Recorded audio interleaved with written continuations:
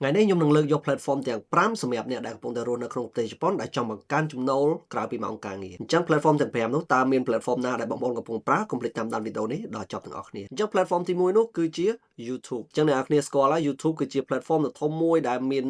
មនុស្សជាច្រើនដែលបង្ហោះវីដេអូចូលទៅក្នុង YouTube ហើយមានអ្នកប្រើប្រាស់ YouTube ហ្នឹងជុំវិញពិភពលោកតែម្ដងហើយ platform ទី2នោះក៏ធំដែរគឺ Facebook ក៏ជាកន្លែងដែលអាចយើងសាងប្រាក់ចំណូលបានដែរដែលយើងបង្កើតមាតិកា original ក៏ចូលទៅក្នុង Facebook យើងអាចរកប្រាក់ចំណូលបានជាប្រចាំខែផងដែរហើយអញ្ចឹង platform ទី3នោះគឺ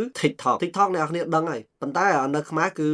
អត់ទាន់អាចមានលទ្ធភាពអាចរកប្រាក់ចំណូលបានទេប៉ុន្តែនៅជប៉ុនគឺយើងអាចមានការរកប្រាក់ចំណូលបានហើយអញ្ចឹងទី4នោះក៏មិនខុសពី TikTok ដែរគឺ TikTok Live នេះគឺជា TikTok ដែលអ្នកនរគ្នាមិនចាំបាច់មាន follow មានអីអ្នកនរគ្នាអាចចូលទៅធ្វើ test ឬក៏ធ្វើ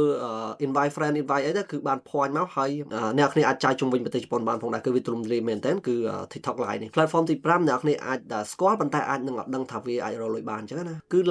LINE ក៏ជាបណ្ដាញ platform មួយដូចទៅនឹង TikTok ដែរគឺយើងអាច post វីដេអូបានអញ្ចឹងណាហើយភាគច្រើន LINE នេះគឺនៅជប៉ុនដើរខ្លាំងប៉ុន្តែតើតែយើងធ្វើ content ជាភាសាជប៉ុនបានអាច reach ហើយទទួលបានពាណិជ្ជកម្មដើម្បីរកប្រាក់ចំណូលជាប្រចាំខែដូចគ្នាហើយនៅមាន platform ជាច្រើនទៀតដែលអ្នកនរគ្នាអាចរកលុយបានដូចជា Amazon ជាដើមវានៅមានច្រើនទៀតប៉ុន្តែខ្ញុំលើកយកតែ5នេះដើម្បីអ្នកនរគ្នាអាចបង្កើនប្រាក់ចំណូលជារៀងរាល់ខែអញ្ចឹងអ្នកនរគ្នាអាចបង្កើតមាតិកាថ្មីៗ post ចូលទៅក្នុង YouTube Facebook TikTok អីចឹងទៅអញ្ចឹងវីដេអូក្រោយខ្ញុំនឹងប្រាប់ពីរបៀបនៃការតើ platform មួយៗយើងរកលុយបានដោយរបៀបណាអញ្ចឹងកុំភ្លេចជួយ follow នៅ account Facebook ថ្មីនិង TikTok នេះមួយផង